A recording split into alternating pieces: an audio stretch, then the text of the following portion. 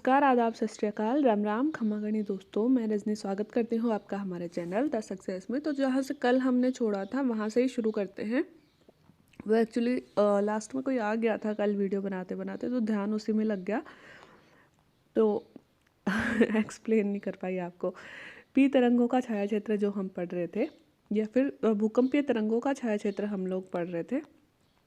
तो भूकंपीय तरंगों के छाया क्षेत्र में हम कह रहे थे कि पृथ्वी के अंदर कुछ ऐसा क्षेत्र होता है जहाँ पे कोई भी तरंग, भूकंप की ना तो पी तरंग ना एस तरंग अभिलेखित होती है। ऐसे क्षेत्रों को ही भूकंप का छाया क्षेत्र कहते हैं। हम चित्र देखे जाएंगे, मतलब पैराग्राफ के साथ साथ ही चित्र का अध्ययन करे जाएंगे, ताकि हम लोगों को मतलब समझने में दिक्कत नहीं हो। अब लिखा हुआ है, ऐसे क्षेत्रों को भूकंप का छाया क्षेत्र कहा जाता है। विभिन्न भूकंपीय घटनाओं के अध्ययन से पता चलता है कि एक भूकंप का छाया क्षेत्र दूसरे भूकंप के छाया क्षेत्र से सर्वथा भिन्न होता है। मतलब एक बार अगर भूकंप आ गया तो उसका जो शैडो जोन होगा वो दूसरी बार अगर भूकंप आता है उसके शैडो जोन से बिल्कुल अलग होगा। ज़रूरी मतलब ये बिल्कुल भी ज़रूरी नहीं है कि दो भूकंपों का छाया क्षेत्र बिल्कुल सेम होगा। चित्र 3.2 में अ और ब में पी और एस तरंगों का छायाचित्र प्रदर्शित किया गया है। ये देखा जाता है कि किसी भूकंप अधिकेंद्र से 105 डिग्री के भीतर किसी भी दूरी पर पी और एस दोनों तरंगों का अभिलेखन होता है। ये देखो, ये जो चित्र है ये दिखा रहा है कि कोई भी भूकंप आता है, जैसे यहाँ पे भूकंप आया, अधिकेंद्र अपना ये है, ठीक है। अब ये कह रहा है कि इस भूकंप से हम वो जो अपना आता है ना चांदा, उससे माप लेंगे कि इसके 105 डिग्री तक पी तरंगे भी आएंगी और एस तरंगे भी आएंगी। 105 डिग्री तक दोनों प्रकार की तरंगे प्रदर्शित होती हैं भूकंप के जो अधिकेंद्र है, जहाँ से भूकंप स्टार्ट हुआ है वहाँ से मापना शुरू करेंगे और इससे 105 डिग्री इधर माप लेंगे, 105 डिग्री इधर। तो भूकंप अधिकेंद्र से 105 डिग्री तक पी और एस दोनों तरंगे दिखती हैं, चलती हैं, अभिलेखित होती हैं, ठीक है। तो यह देखा जाता है कि भूकंप अधिकेंद्र से 105 डिग्री के भीतर किसी भी दूरी पर पी और एस दोनों ही तरंगों का अभिलेखन होता है। भूकंप लेखी अधिकेंद्र से 145 डिग्री के परे पी तरंगों के पहुंचने को ही दर्ज करते हैं और एस तरंगों को अभिलेखित नहीं करते हैं।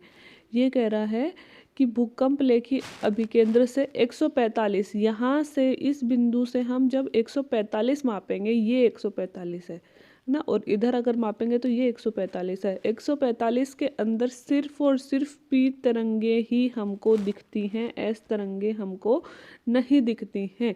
ये देखो, इसने दिखा भी रखा है, इसने पी तरंगे ही दिखा रखी है। ये देखो, 145 से 145 मतलब इधर ये जो जोन है वो 145 डिग्री के मध्य है, और इसमें सिर्फ और सिर्फ कौन से तरंगे हैं? पी तरंगे ही हैं, एस तरंगे नहीं हैं। तो अतः वैज्ञानिकों का यह मानना है कि भूकंप अधिकेंद्र से 105 और 145 के बीच का क्षेत्र, जहां कोई भी भूकंपीय तरंगे अभिलेखित नहीं होती है, दोनों तरंगों का छाया क्षेत्र है। जबकि 105 के पूरे क्षेत्र में एस तरंगे नहीं पहुंचती। एस तरंगों का छाया क्षेत्र पी तरंगों की अपेक्षा अधिक विस्तृत है। ये कह रहा है कि जो भूकंप अभिलेखी यंत्र है उसमें देखो 145 पर कौन सी तरंगे पहुंच रही है? 145 पर सिर्फ पी तरंगे पहुंच रही है, और 105 तक दोनों पहुंच रही थी, है ना। तो ये 105 से लेकर 145 तक का क्षेत्र ये पी तरंगों का छाया क्षेत्र है। कौन से तरंगों का? पी तरंगों का छाया क्षेत्र। यहाँ पे पी तरंगे नहीं पहुंच रही, जो डार्क जोन बनाया हुआ है देखो, ये वाला क्षेत्र, यहाँ पे पी तरंगे नहीं पहुंच रही 105 से 145 के मध्य, और 145 के आगे फिर से पी तरंगे दिख जाती हैं, है ना। तो ये पी तरंगों का छाया क्षेत्र है ना। लेकिन एस तरंगों का देखोगे आप, इस 105 से शुरू होकर यहाँ पे 105, है ना, यहाँ तक बीच वाले पूरे क्षेत्र में एस तरंगे नहीं दिख रही हैं। तो यह पूरा क्षेत्र 105 से 105 डिग्री तक एस तरंगों का छाया क्षेत्र होगा। इधर देखो, नीचे वाले चित्र में दिखाया भी गया है 105 से 105 तक एस तरंगों का छाया क्षेत्र।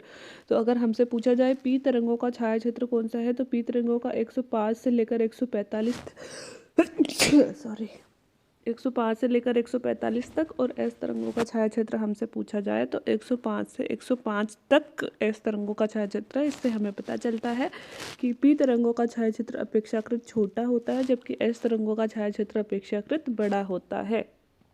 इससे अब अगर आपको कोई बोले कि आप किसी भी भूकंपीय तरंग से पी और एस तरंगों का छाया क्षेत्र बताओ अधिकेंद्र से, तो आप माप सकते हो। अगर आपको यहाँ अधिकेंद्र दे दे तो यहाँ से 105 तक माप लो, 105 तक तो दोनों तरंगें मिलेंगी, फिर 105 से 145 तक पी नहीं मिलेंगी, और 105 से लेकर 145 इधर वापस 105 तक एस तरंगें नहीं मिलेंगी। इस तरह से किसी भी भूकंपीय अधिकेंद्र से आप छाया क्षेत्र का पता लगा सकते हो।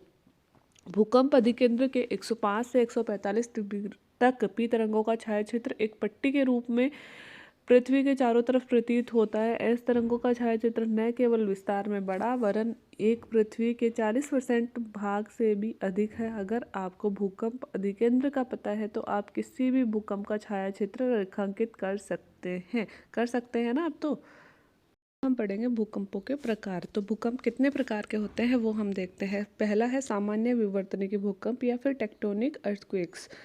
तो भूकंप, ये ही भूकंप सबसे ज़्यादा आते हैं। ये भूकंप भ्रंशतल के किनारे चट्टानों के सरक जाने के कारण उत्पन्न होते हैं। मतलब चट्टानों में जब भी कोई हलचल उत्पन्न होती है तो इस प्रकार के भूकंप उत्पन्न होते हैं।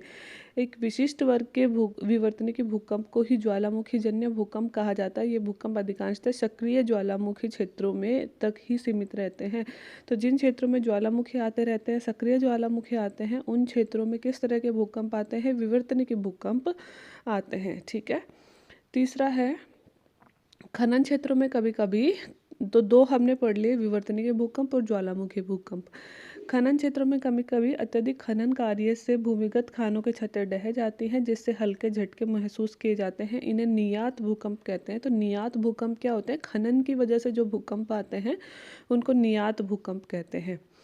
और फोर्थ है कभी कभी परमाणु और रासायनिक विस्फोट से भूमि में कंपन होता है और इस तरह के झटकों को विस्फोटक या फिर विस्फोट भूकंप, एक्सप्लोजन अर्थक्वेक कहते हैं। तो कब जैसे हमने परमाणु बम परीक्षण किया था तो भूकंप महसूस होता है, तो इस तरह के भूकंपों को हम क्या कहते हैं? एक्सप्लोजन भूकंप। जो भूकंप बड़े बांध वाले क्षेत्रों में आते हैं उन्हें बांध जनित भूकंप कहते हैं। रिजर्वियर इंड्यूस्ड भूकंप मतलब कि अर्थक्वेक कहते हैं। कई बार क्या होता है, हम एक बहुत बड़ा बांध बना लेते हैं जिसमें हम बहुत सारा पानी भर के रखते हैं। अब ना मतलब हर भूमि की ना अपनी एक कैपेसिटी होती है वजन सहने की, लेकिन जब नेचुरल वहाँ पे इतना बड़ा बांध नहीं था और हमने वहाँ पे इतना बड़ा बांध बना लिया तो वो भूमि एक तरह से हम कहते हैं बोझ बढ़ने लगती है ना, और वो कई बार वहाँ से हिल जाती है या फिर थोड़ा सा कंपन होता है उसमें। तो इस वजह से कई बार ये बांध भी टूट जाते हैं और बहुत बड़ी बाढ़ भी आती है। जैसे कोयना, महाराष्ट्र कोयना में इस तरह का भूकंप आया था, जिसे बांधजन्य भूकंप भी बोला जाता है। तो इस तरह के भूकंप भी आते हैं। तो ये भूकंपों के कई प्रकार थे। अब हम भूकंपों की माप पढ़ेंगे कि भूकंपों को आखिर मापा किस तरह से जाता है। भूकंपीय घटनाओं का मापन भूकंपीय तीव्रता के आधार पर और आघात की तीव्रता के आधार पर किया जाता है। दो तरह से भूकंपों को नापा जाता है। ये मेरे से इंटरव्यू में पूछा भी गया था कि भूकंप को किस तरह से नापा जाता है और कौन कौन सी स्केल होती है भूकंप को नापने की। तो एक तो भूकंप की तीव्रता, मतलब भूकंप कितनी जोर से आया, 5 रिक्टर स्केल, 6, 7 रिक्टर स्केल, या फिर आघात कितनी तीव्रता से था, मतलब चोट उसने कितनी पहुंचाई, इस आधार पर मापा जाता है। तो भूकंपीय तीव्रता की जो मापनी है, जैसे कि भूकंप 5 रिक्टर स्केल, 6 रिक्टर स्केल किस पर आया, उसे रिक्टर स्केल के नाम से जाना जाता है। भूकंपीय तीव्रता के दौरान यह ऊर्जा मुक्त होने से संबंधित है। इस मापने हेतु भूकंप की जो तीव्रता है वह 0 से 10 के बीच में होती है। तो रिक्टर स्केल क्या मापता है? भूकंप की तीव्रता मापता है। क्या मापता है? तीव्रता। और इसकी जो मापनी होती है वो कहाँ से कहाँ के बीच में होती है? 0 से 10 के बीच में। जब भी अधिकेंद्र से ऊर्जा निकलती है यह उस ऊर्जा की माप करता है कि ऊर्जा कितनी जोर से निकली है। दूसरा जो स्केल होता है अपना, माप की इकाई होती है, वह होती है आघात की तीव्रता, को इटली के भूकंप विज्ञानी मर्केली के नाम पे जाना जाता है। यह झटकों से हुई प्रत्यक्ष हानि के द्वारा निर्धारित किया जाता है और इसकी गहनता 1 से 12 के बीच में है। दूसरी जो इकाई है अपनी आघात की तीव्रता नापती है कि कितनी ज़्यादा उसने नुकसान पहुंचाया। इटली का वैज्ञानिक था मर्केली, इसने इसका विकास किया, इसी के नाम पे इसे मर्केली इकाई के नाम से भी जाना जाता है। और इसकी गहनता 1 से 12 के बीच में। रिक्टर स्केल की गहनता 1 से 10 के बीच में मापी जाती है और इसकी गहनता 1 से 12 के बीच में मापी जाती है। ठीक है, तो ये कुछ भूकंपों के चित्र दिए गए हैं, जिस तरह से पुल वगैरह टूट जाते हैं या फिर इस तरह से ज्वारीय लहरों से कुछ तबाही हुई है, इस तरह की घटनाएं हम लोग देख सकते हैं। अब भूकंप के प्रभाव हमें देखने हैं। भूकंप एक प्राकृतिक आपदा है और आपदा से होने वाले प्रकोप निम्न हैं। क्या क्या है भाई? एक तो भूकंप, भूमि का हिलना, एक धरातलीय विसंगति, एक भूस्खलन या पंख स्खलन, मृदा श्रवण, धरातल का एक तरफ झुकना, हिमस्खलन मतलब हिम का फिसलना, है ना, और धरातलीय विस्थापन मतलब धरातल इधर से उधर हो जाना, विस्थापन मतलब उसमें क्रैक आ जाना, दरारें आ जाना, है ना। इस तरह की घटनाएं भूकंप के नुकसान होती है। बांध और तटबंधों का टूटना, थोड़ा ज़्यादा ज़ोर से भूकंप आ गया तो जो बांध बने हुए हैं, जो तटबंध है, वो टूट जाते हैं और फिर बाढ़ें आ जाती हैं। कई बार आग भी लग जाती है, इमारतें टूट जाती हैं, ध्वस्त हो जाती हैं, वस्तुओं का गिरना, और सुनामी भी भूकंप की वजह से ही आती है। तो इस तरह की कुछ घटनाएं भूकंप से हम देख सकते हैं। ठीक है, तो उपरोक्त सूचीबद्ध प्रभावों से में से पहले 6 प्रभाव स्थल रूपों पर देखा जा सकता है, जबकि अन्य को उस क्षेत्र में होने वाले जनधन की हानि के रूप में समझा जा सकता है। सुनामी का प्रभाव तभी बढ़ेगा जब भूकंप का अधिकेंद्र समुद्री अधस्तल पे हो और भूकंप की तीव्रता बहुत अधिक हो। जब भूकंप समुद्र के अंदर आए तब सुनामी आएगी, है ना, और भूकंप की तीव्रता बहुत ज़्यादा होगी। सुनामी समुद्र में तो आई, लेकिन भूकंप की तीव्रता इतनी ज़्यादा है कि वह सुनामी धरातल तक पहुँच गई, है ना, तभी क्या आएगी? सुनामी आएगी। तो सुनामी हमेशा जब आएगी जबकि भूकंप समुद्र के अधःस्थल के अंदर आए, समुद्र के अंदर आए और भूकंप की तीव्रता बहुत ज़्यादा हो। सुनामी अपने आप में भूकंप नहीं है, वरन वास्तव में ये लहरें हैं जो भूकंपीय तरंगों द्वारा उत्पन्न होती है। सुनामी तो क्या होती है? समुद्र की लहरें होती है। और उत्पन्न क्यों होती है वो? कि समुद्र के अंदर भूकंप आ गया, इसलिए सुनामी उत्पन्न हो गई। यद्यपि मूल रूप से कंपन की क्रिया कुछ सेकेंड ही रहती है, फिर भी यदि भूकंप की तीव्रता रिक्टर स्केल 5 से भी अधिक है तो इसका परिणाम अत्यधिक विनाशकारी होता है। जबकि धरती पर अगर 5 रिक्टर स्केल तक का भूकंप आए तो कुछ ज़्यादा विनाशकारी नहीं होता, लेकिन अगर समुद्र में 5 से थोड़ा भी ज़्यादा आ जाए तो यह विनाशकारी हो सकता है। भूकंप की आवृत्ति। भूकंप एक प्राकृतिक आपदा है। तीव्र भूकंप के झटकों से जनधन की हानि होती है। फिर भी ऐसा नहीं है कि विश्व में सभी भागों में तीव्र ही भूकंप आते हैं। केवल वही क्षेत्र जो भ्रंश के समीप हैं, जहाँ पृथ्वी में नीचे दरारें हैं और वो क्षेत्र उन पर बसे हुए हैं, वहाँ पे ज़्यादा भूकंप आते हैं। ऐसे तीव्र झटके महसूस करते हैं हम। ज्वालामुखी और भूकंप के वितरण का वर्णन अगले अध्याय में करेंगे। प्राय यह देखा गया है कि रिक्टर स्केल पर 8 से अधिक तीव्रता वाले भूकंप आने की संभावना बहुत ही कम रहती है, जो कि लगभग 1-2 वर्षों में एक ही बार आते हैं, जबकि हल्के भूकंप लगभग हर मिनट पृथ्वी के किसी न किसी भाग में महसूस किए जाते हैं। तो दोस्तों, ये हमने पढ़ा भूकंप। पृथ्वी की जानकारी के अप्रत्यक्ष स्रोतों में हमने पहली चीज़ पढ़ी है भूकंप, है ना। हम पृथ्वी की जानकारी के प्रत्यक्ष स्रोत में हमने देखा था कि कुछ देखा हमने कि वो ज्वालामुखी वगैरह देखा, है ना। इसके अलावा हम खनन के लिए जो पृथ्वी का वेधन करते हैं वो देखा। अब हम पढ़ेंगे कि भाई हमने स्रोत देख लिए, अप्रत्यक्ष स्रोतों में हमने उल्काएं देख ली, भूकंप देख लिया, तापमान दबाव देख लिया। अब हम पृथ्वी की संरचना पढ़ेंगे कि अब पृथ्वी की संरचना आखिर है कैसी। इतने सारे जो प्रयोग किए हैं उसके बाद में हमें क्या पता चला है पृथ्वी के बारे में। अभी तो इसमें ज्वालामुखी का भी आगे वर्णन किया जाएगा, लेकिन शुरू करते हैं हम पृथ्वी की संरचना।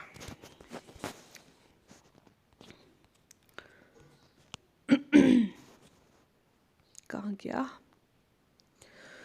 पृथ्वी की संरचना। सबसे ऊपरी जो पृथ्वी की परत होती है उसका नाम है भूपरपट्टी। क्या नाम है? भूपरपट्टी। और जिसे ही इंग्लिश में बोलते हैं द क्रस्ट। क्या बोलते हैं? The crust. यह ठोस पृथ्वी का सबसे बाहरी भाग होता है, बहुत ही भंगुर भाग है, जल्दी टूट जाने की प्रवृत्ति पाई जाती है। भूपरपट्टी की मोटाई महाद्वीप और महासागरों पर अलग अलग होती है। महासागरों में भूपरपट्टी की मोटाई महाद्वीपों की तुलना में क्या होती है? कम होती है। मतलब महासागरों पे हमारा जो धरातल है वो थोड़ा पतला होता है, जबकि महाद्वीपों पर थोड़ा मोटा होता है।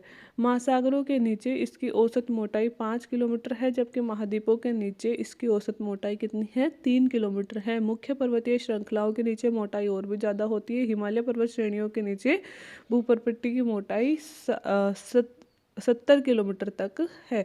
तो यह कह रहा है भूपट्टी पृथ्वी की सबसे ऊपरी परत होती है। जैसे ये हमारी पृथ्वी और सबसे ऊपरी परत होती है वह है हमारी क्रस्ट। क्रस्ट की मोटाई जो है अलग अलग होती है। महासागरों पर तो यह 5 किलोमीटर तक मोटी होती है, जबकि महाद्वीपों पर 30 किलोमीटर तक, और पहाड़ों के नीचे और भी ज़्यादा मोटी होती है, जैसे 70 किलोमीटर तक है हिमालय पर्वत के नीचे अपनी। ठीक है, अब हाँ, ये देखो ये चित्र भी दिखा रखा है। सबसे ऊपरी परत जो दिखा रखी है वह दिखा रखी है, ये देखो भूपर पट्टी, ठोस मेंटल भूपर पट्टी है ये सबसे ऊपरी परत जो है ना। ये 100 किलोमीटर मोटी, कौन सी है 100 किलोमीटर मोटी? स्थल मंडल आएगा नीचे। पहले हम मेंटल पढ़ लेते हैं। मेंटल भूपर पट्टी के नीचे पृथ्वी के नीचे का भाग मेंटल कहलाता है। यह मोहो अशांतता से प्रारंभ होकर 2900 किलोमीटर की गहराई तक मापा जाता है। देखो भूपर पट्टी मतलब क्रस्ट और मेंटल के बीच में एक परत पाई जाती है जिसे हम बोलते हैं मोहो अशांतत्य पल। क्या बोलते हैं? मोहो अशांतत्य परत या मतलब तल बोलते हैं। यह कहाँ पाई जाती है? भूपर पट्टी और मेंटल के मध्य में। और मेंटल फिर मोहो अशांतत्य तल से 2900 किलोमीटर की गहराई तक क्या पाया जाता है? मेंटल पाया जाता है। ठीक है। और वो अपनी भूपर पट्टी का कहाँ तक थी? कहीं 5 किलोमीटर तो कहीं 30 किलोमीटर, कहीं 70 किलोमीटर। मेंटल का ऊपरी भाग दुर्बलता मंडल कहलाता है। इसे एस्थेनो शब्द से बना है, एस्थेनोस्फीयर इसे कहते हैं। इसका विस्तार 400 किलोमीटर तक आका जाता है और ज्वालामुखी उद्गार के दौरान जो लावा धरातल पर पहुंचता है उसका मुख्य स्रोत यही है। तो जो मेंटल है उसका ऊपरी जो 400 किलोमीटर वाला भाग है वह क्या कहलाता है? एस्थेनोस्फीयर या दुर्बलता मंडल। ज्वालामुखी में जो लावा आता है वह इसी एस्थेनोस्फीयर से आता है जो कि मेंटल का ही एक हिस्सा माना जाता है। भूपरपट्टी मेंटल का ऊपरी भाग मिलकर स्थल मंडल कहलाता है। तो स्थल मंडल किसे कहते हैं? भूपरपट्टी को और मेंटल का जो ऊपरी भाग है उन दोनों को मिलाकर हम कहते हैं स्थल मंडल, और स्थल मंडल को ही इंग्लिश में कहते हैं लिथोस्फियर। इसकी मोटाई 10 से 200 किलोमीटर तक के बीच पाई जाती है और निचले मंडल का विस्तार दुर्बलता मंडल के समाप्त हो जाने के पश्चात है और यह ठोस अवस्था में है। तो मेंटल को हम दो भागों में बांट सकते हैं, एक ऊपरी मेंटल, एक निचला मेंटल। ऊपरी मेंटल तो वही 400 किलोमीटर तक जिसे हम दुर्बलता मंडल भी कहते हैं और जो लावा का स्रोत है। ठीक है। और इसके अलावा स्थल मंडल ये कह रहा है कि 10 से लेकर 100 किलोमीटर तक की मोटाई वाला स्थल मंडल आ जाता है। और स्थल मंडल जिसे हम लिथोस्फियर कहते हैं इंग्लिश में, यह ऊपरी भूक्रस्ट और मेंटल दोनों से मिलकर बना हुआ है। और 400 किलोमीटर के नीचे वाला आ जाता है कौन सा? 400 से लेकर 2900 किलोमीटर तक का निचला मेंटल जो कि ठोस अवस्था में पाया जाता है अपना। तो ये अपना मेंटल हो गया। अब इसके बाद में हम पढ़ते हैं क्रोड। जैसा कि पहले ही इंगित किया जा चुका है कि भूकंपीय तरंगों के वेग ने पृथ्वी के क्रोड को समझने में सहायता की है। क्रोड व मेंटल की सीमा 2900 किलोमीटर तक की गहराई पर है। बाह्य क्रोड तरल अवस्था में है जबकि आंतरिक क्रोड ठोस अवस्था में है। तो 2900 किलोमीटर से आगे तक का जो भाग है वो क्या कहलाता है? क्रोड कहलाता है। क्रोड अपना दो प्रकार का, क्रोड को भी हमने दो भागों में बांट दिया, बाह्य क्रोड और आंतरिक क्रोड। बाह्य क्रोड जो है तरल अवस्था में है, आंतरिक क्रोड ठोस अवस्था में है। क्रोड भारी पदार्थों जैसे निकल व लोहे का बना हुआ है। इसे नीफे परत भी बोलते हैं। निक मतलब Ni और लोहा मतलब फेरम, और इसके आधार पर इसे कौन सी परत बोलते हैं? नीफे परत भी बोलते हैं। तो 2900 किलोमीटर से लेकर 6371, इसमें दिया नहीं है, 6371 तक पाया जाता है अपना कौन? क्रोड पाया जाता है। 5100 किलोमीटर से ऊपर वाला तो ऊपरी क्रोड और नीचे वाला निचला क्रोड कहलाता है। निचला क्रोड जो है ठोस अवस्था में है और यहाँ पे लोहा और निकल ज़्यादा पाया जाता है, इसलिए इस आधार पर इसे क्या कहा जाता है? नीफे परत भी कहा जाता है। अब है ज्वालामुखी और ज्वालामुखी से बने स्थल रूप। आपने अनेक बार ज्वालामुखी के चित्र देखे होंगे। ज्वालामुखी वह स्थान है जहाँ से निकलकर गैसें, राख, तरल, चट्टानी लावा पृथ्वी के धरातल तक पहुँचता है। यदि यह पदार्थ कुछ समय पहले ही बाहर आया हो और अभी निकल रहा हो तो ज्वालामुखी सक्रिय ज्वालामुखी कहलाता है। मतलब अगर ज्वालामुखी में बार बार विस्फोट हो रहे हैं तो वह ज्वालामुखी सक्रिय ज्वालामुखी एक्टिव वोल्केनो कहलाता है। तरल चट्टानी पदार्थ दुर्बलता मंडल से निकलकर धरातल पर पहुंचता है और जब तक यह पदार्थ मेंटल के ऊपरी भाग में है यह मैग्मा कहलाता है। मतलब कि पृथ्वी के अंदर जब तक रहता है वह लावा क्या कहलाता है? मैग्मा कहलाता है। और जब यह भूपटल के ऊपर या धरातल पर पहुंचता है तो यह लावा कहलाता है। वही मैग्मा जो धरातल पर आ जाता है तो क्या कहलाता है? लावा कहलाता है। और इसमें लावा प्रवाह है, लावा के जमे हुए टुकड़ों का मलबा, ज्वालामुखी बम, राख, धूल के कण, गैस है, नाइट्रोजन यौगिक, सल्फर यौगिक और कुछ मात्रा में क्लोरीन, हाइड्रोजन और ऑर्गन भी शामिल हैं। तो इस लावा में क्या क्या होते हैं भाई?